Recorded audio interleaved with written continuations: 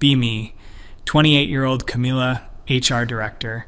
Wake up every morning with righteous purpose burning in chest. Today's the day I make real change happen. Check my phone for overnight reports from our new workplace monitoring system. 3 incidents logged already. Smile.exe loading. Arrive at office 7:30 a.m. sharp. Walk through open floor plan like I'm surveying my domain. Notice Brad from accounting sitting 2 desks away from Jennifer. Pull out measuring tape from purse. Excuse me, Brad, you're currently 4.2 feet from Jennifer. Company policy clearly states minimum 6-foot distance. Brad looks confused. But I've sat here for 3 years. Not anymore, you haven't. Call emergency meeting with all department heads. PowerPoint presentation ready. Breathable boundaries. Creating safe spaces. Slide 1. Shows cartoon lungs with angry red X. Gentlemen and ladies, we have a breathing problem. Confused murmurs around conference table. Male, respiratory patterns create microaggressions through shared air particles. Marketing director Dave raises hand. Camila, are you saying men can't breathe near women? I'm saying uncontrolled male respiration in feminine proximity creates hostile work environment. Spend next hour explaining new proximity protocols. All male employees must maintain minimum 6-foot distance from female colleagues. Breath holding required when passing women in hallways. Specialized breathing masks available for men who refuse compliance. Installation of air purification systems around women's workstations. Zero tolerance policy for breathing violations. Immediate termination for repeat offenses. Watch their faces during presentation. Some look angry, others bewildered. This is exactly the resistance I expected from patriarchal power structures. They just don't understand how revolutionary this is. Finally, real protection for women in workspace. First week of implementation goes smoothly. Only had to write up Matthew from IT for exhaling too loudly near reception desk. Sarah from accounting thanks me personally. I feel so much safer knowing men can't contaminate my workspace. Validation feels incredible. This is what progress looks like. Month 2 brings first major incident. Kevin from sales literally holding his breath while delivering quarterly reports to female department head turns blue halfway through presentation. Collapses during profit margin analysis. Paramedics called. Write him up anyway for creating disruption.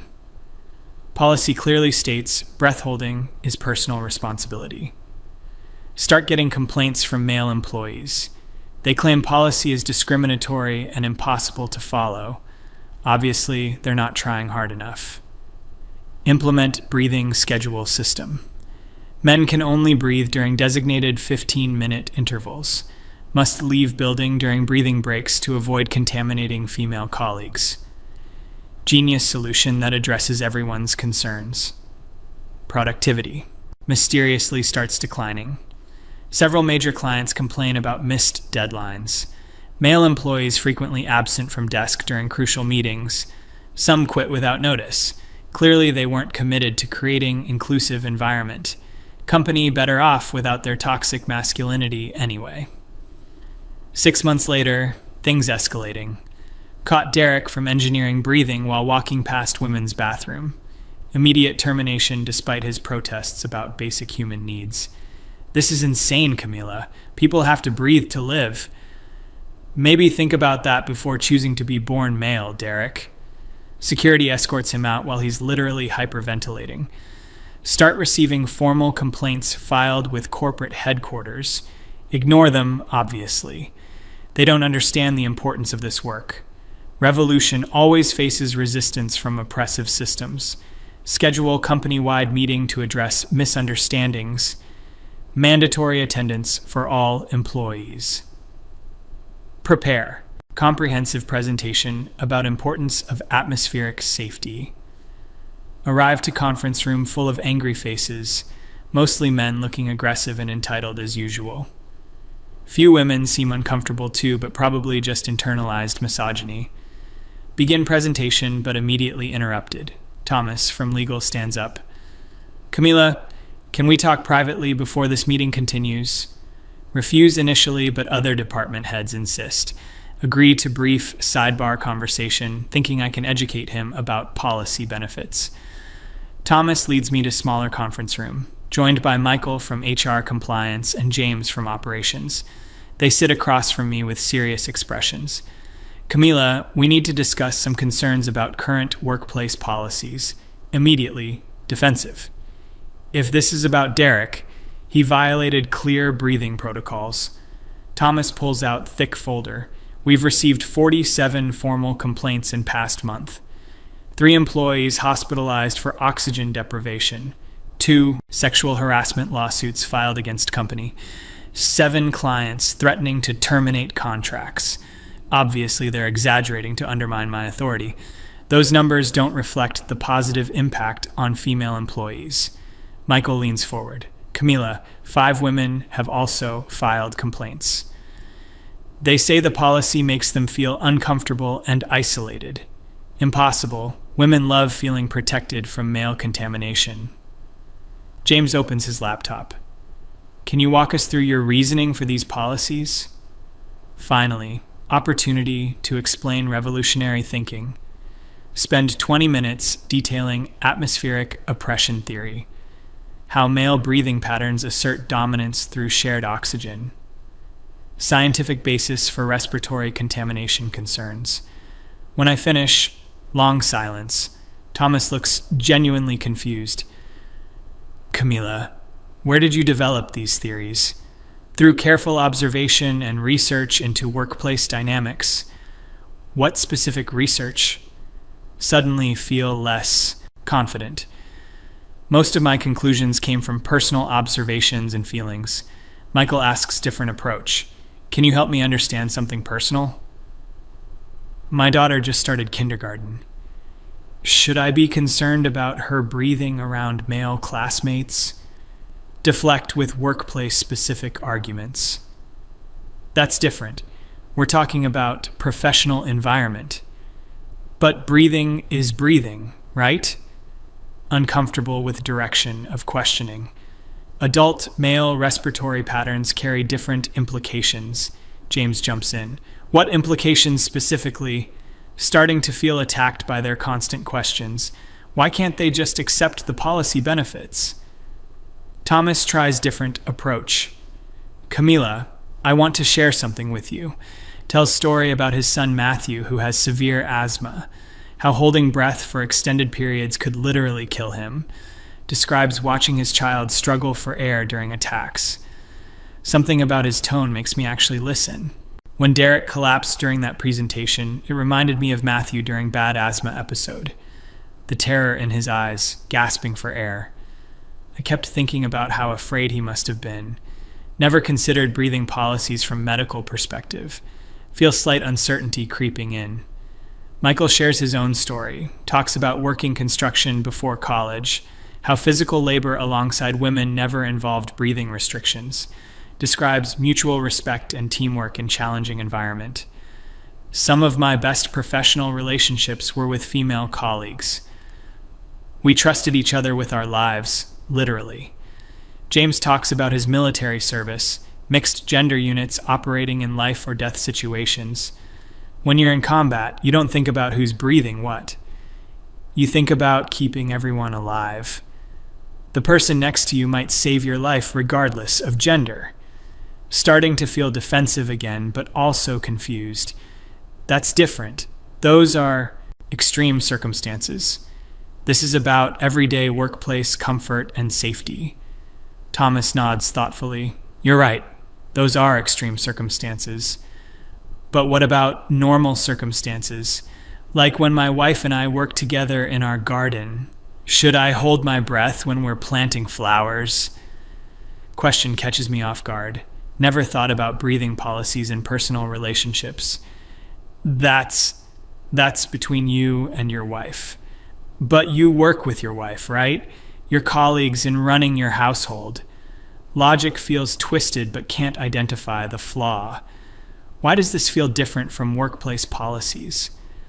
Michael asks about my own relationships. Do you have male friends, Camila? Some, yes, but that's personal, not professional.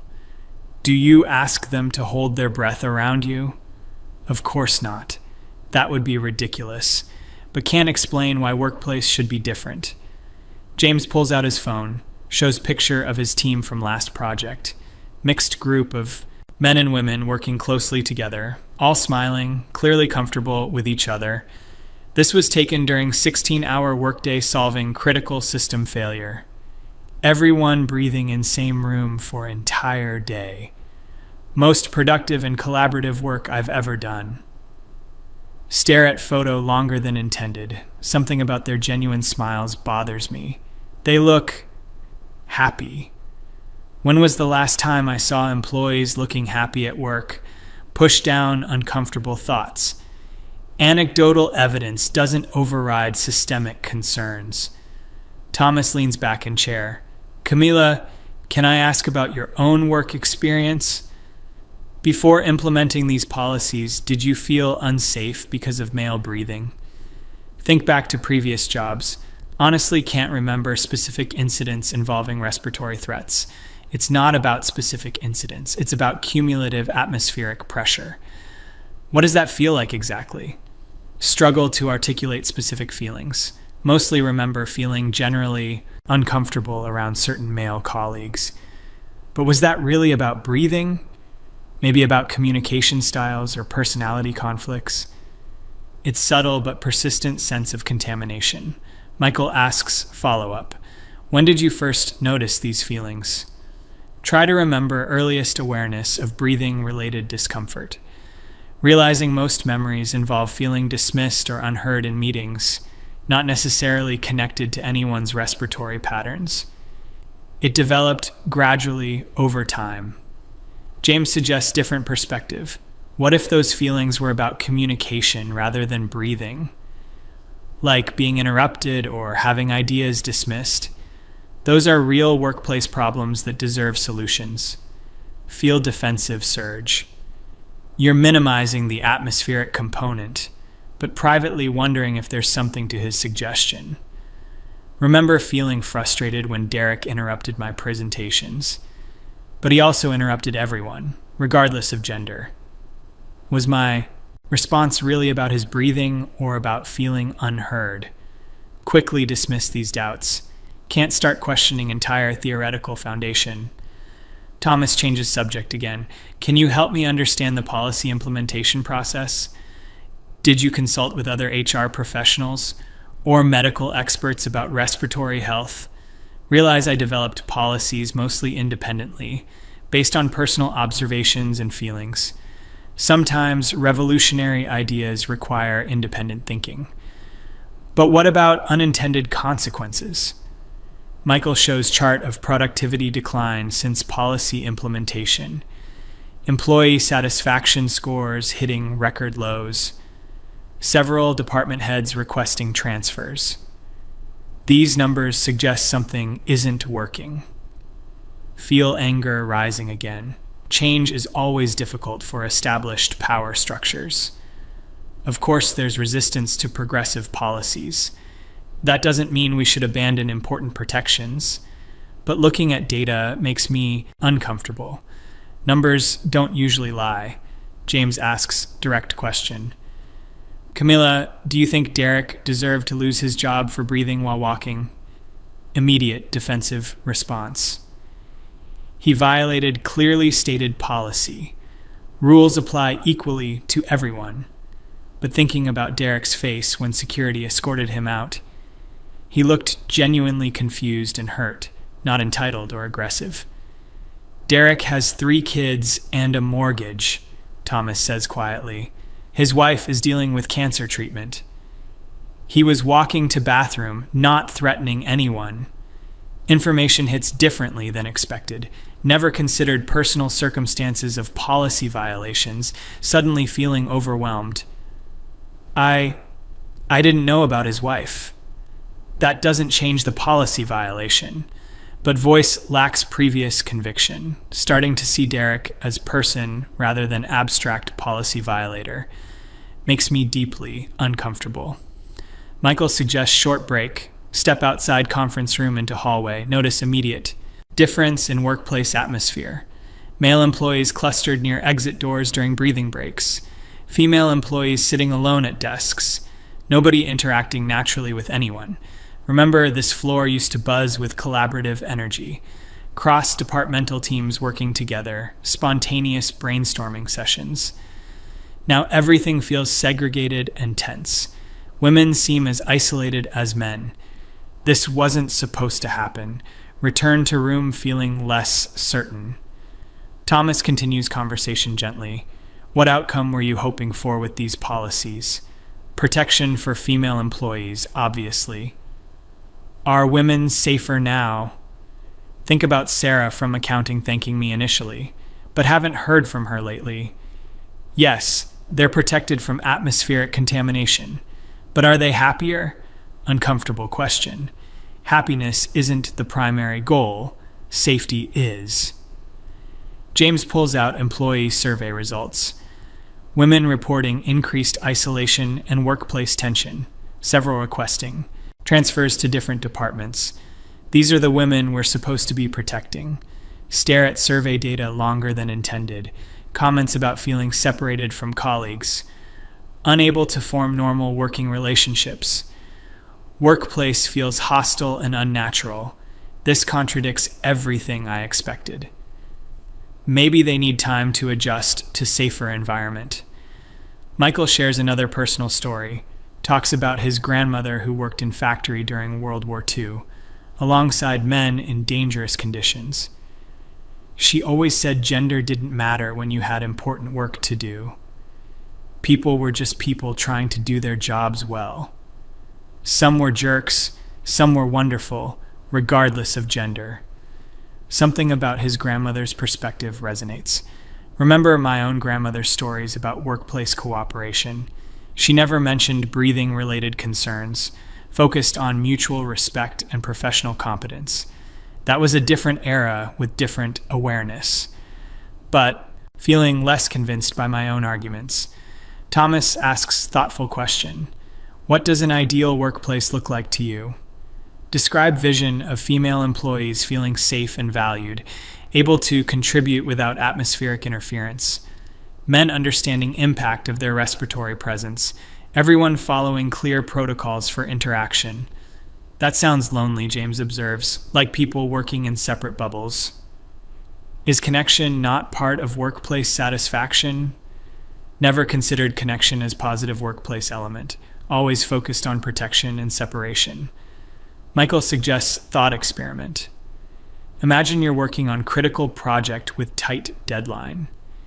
You need expertise from one colleague to solve technical problem, but policy requires him to hold breath during consultation.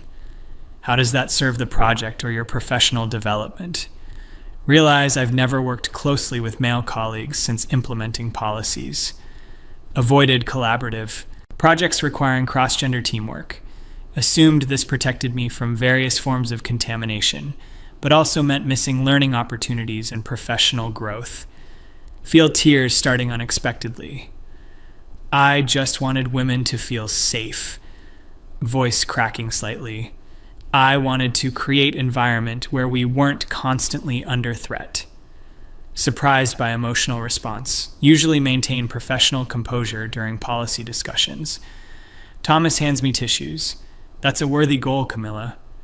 But maybe we can find ways to achieve safety without eliminating basic human interaction. What if safety comes through mutual respect rather than physical separation? Concept feels foreign but intriguing. James shares story about his daughter's science teacher, man who inspired her passion for chemistry. She wouldn't have discovered her career path without his mentorship. Should she miss those opportunities because he's male? Or should we focus on ensuring mentorship remains appropriate and professional, thinking about my own career development? Some of my most valuable learning came from male supervisors, professors who challenged my thinking, colleagues who shared different perspectives. Would breathing restrictions have improved or hindered those relationships? Michael returns to practical concerns. Derek's termination is being reviewed by corporate. They're questioning the legal basis for breathing-related firings. We might face wrongful termination lawsuit. Company could be held liable for discriminatory practices. Reality of legal consequences hitting harder than expected. The policy applies equally to all male employees. That's not discrimination. Actually, it might be gender-based discrimination. Thomas explains legal precedents. Policies targeting specific gender characteristics could violate employment law. Feeling walls closing in, months of careful policy development potentially illegal, professional reputation at stake. But women deserve protection from atmospheric contamination. Hearing own words, they sound less scientific than before, more like personal preference than objective policy. James asks crucial question. Can you point to specific research supporting atmospheric contamination theory or studies showing respiratory-based workplace harassment? Realize most of my theoretical foundation came from personal feelings, extrapolated into company-wide policies without scientific backing. The research is emerging. Emerging from where? Pressure building in chest. From careful observation of workplace dynamics. What specific observations? Struggle to identify concrete examples. Mostly remember feeling uncomfortable in various situations. Assumed discomfort came from breathing-related factors. Thomas suggests different interpretation. What if discomfort came from communication style differences? Or personality conflicts that had nothing to do with gender? Or normal workplace stress that everyone experiences? Possibilities I never considered. Always attributed negative feelings to gender-specific atmospheric issues. Michael shows me exit interview data from departed male employees, quotes about feeling dehumanized and treated like contamination source, unable to function normally in professional environment. Policies created hostile work environment. Reading their words triggers unexpected empathy. Remember Derek's confused expression during termination. He wasn't angry or entitled, just genuinely bewildered by losing job for basic biological function. But policy violations require consistent enforcement. Voice sounds weaker than intended, starting to question entire enforcement framework. James asks about policy development process. Did you pilot test these policies in smaller group? Or gradually implement with feedback periods? Realize I pushed through changes quickly, assumed resistance meant policies were working, never considered they might be fundamentally flawed. Revolutionary changes require bold implementation, but remembering employee responses differently now. Maybe confusion and distress weren't signs of patriarchal resistance. Maybe they indicated genuinely problematic policies. Possibility makes me nauseous. Thomas shifts to personal approach again. Camila, you're clearly passionate about workplace equity. That's admirable and important. But what if there are better ways to achieve those goals? Ways that bring people together rather than separating them? Feeling emotional walls starting to crack. I don't know other ways. Admitting uncertainty feels terrifying. Everything I read suggested atmospheric separation was necessary for safety. What did you read specifically? Can't cite specific sources. Mostly personal blogs and opinion pieces that confirmed my existing feelings. Michael asks about my personal relationships again. Do you enjoy spending time with male friends and family? Do you feel threatened by their breathing in social settings? Of course not. That would be absurd. Why is workplace different? Struggle to articulate distinction that previously seemed obvious. Realizing workplace policies created environment I wouldn't tolerate in personal life. Would never ask male friends to hold breath during conversations. Would find such requests bizarre and offensive. Why did professional setting justify different standards? Tears flowing more freely now. I thought I was protecting people. I thought I was creating safer workplace.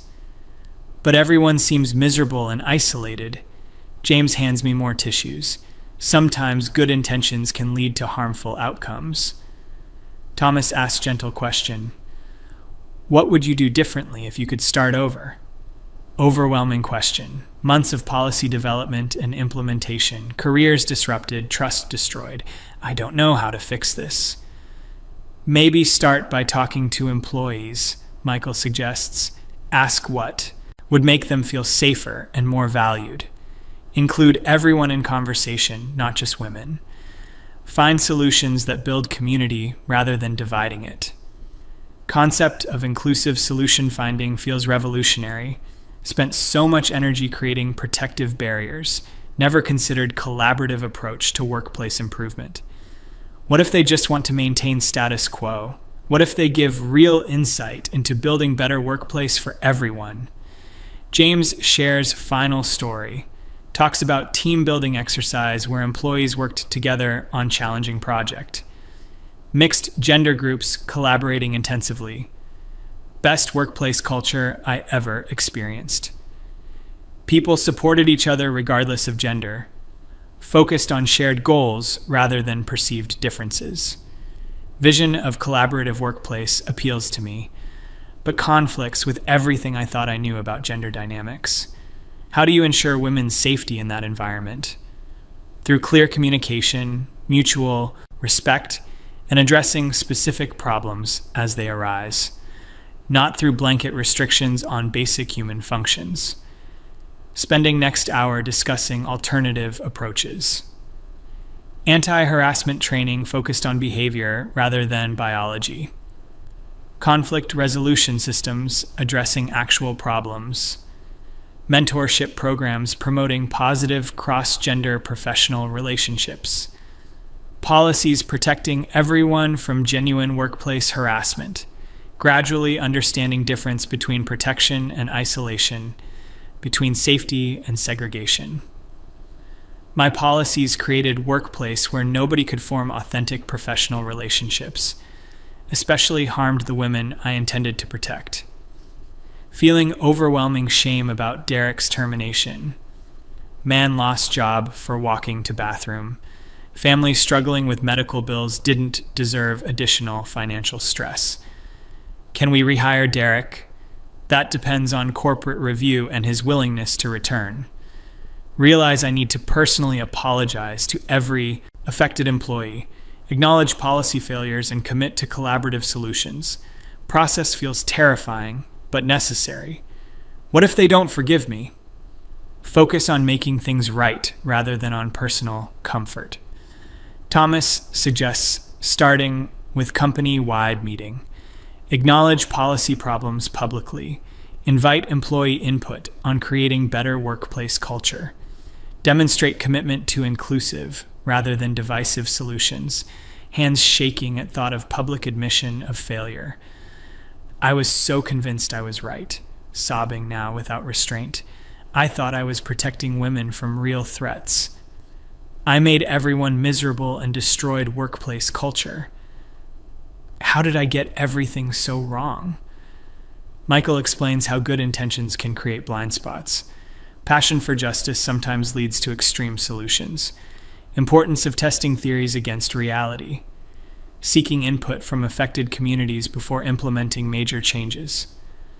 James emphasizes learning opportunity.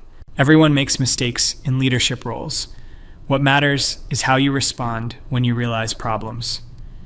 This could become positive turning point for company culture. Possibility of redemption feels both hopeful and overwhelming. Spending next 2 hours planning policy reversal, immediate suspension of breathing restrictions, reinstatement process for terminated employees, comprehensive review of all gender-related workplace policies, employee feedback sessions to develop collaborative solutions, drafting personal apology letters to each affected employee, especially Derek and his family, acknowledging specific harms caused by my policies, committing to better decision-making processes going forward. Words feel inadequate, but necessary. Planning company-wide presentation for next week. Will publicly acknowledge policy failures, explain learning process and commitment to inclusive solutions, invite employee participation in developing better workplace culture. Terrified but determined to make amends, walking back to my office feeling emotionally drained. Notice employees still maintaining artificial distances, women working in isolation from male colleagues, atmosphere of tension and separation. My policies created workplace prison for everyone. Derek's empty desk particularly painful to see. Family photo still sitting there from when he was escorted out. His kids smiling up from frame. Wife who's battling cancer. Consequences of my rigid policy enforcement suddenly very real. Sit at desk drafting resignation letter. Maybe best thing for company is my departure. Allow someone else to rebuild workplace culture. But then remember Thomas's words about learning from mistakes. Perhaps staying and fixing problems shows more integrity. Decide to stay and work on solutions, even if process is uncomfortable and humbling, even if employees don't immediately forgive policy mistakes. Rebuilding trust requires presence and consistent effort. End of day, walking through office one final time, imagining workplace where people collaborate naturally, where protection comes through mutual respect rather than physical barriers, where women feel valued for contributions rather than separated for safety. Tomorrow will begin long process of rebuilding, starting with genuine apologies and policy reversals, continuing with collaborative development of inclusive workplace culture, learning to lead through connection rather than division. Realize this experience taught me difference between equity and separation, between protection and isolation, between good intentions and effective solutions. Most importantly, between listening to my own assumptions and listening to actual people. Maybe Derek will give company another chance. Maybe workplace culture can become stronger through this process. Maybe learning from mistakes makes better leader than never making them. Tomorrow's meeting will determine if redemption is possible. Driving home, thinking about conversation with grandmother tonight. Want to hear her stories about workplace cooperation again. Understand how she navigated professional relationships without breathing restrictions. Learn from her experience building mutual respect across gender lines. Tonight, we'll prepare for tomorrow's reckoning, acknowledging failures publicly and committing to collaborative solutions. Beginning long journey toward authentic workplace equity, based on connection rather than separation, inclusion rather than isolation, respect for everyone's humanity.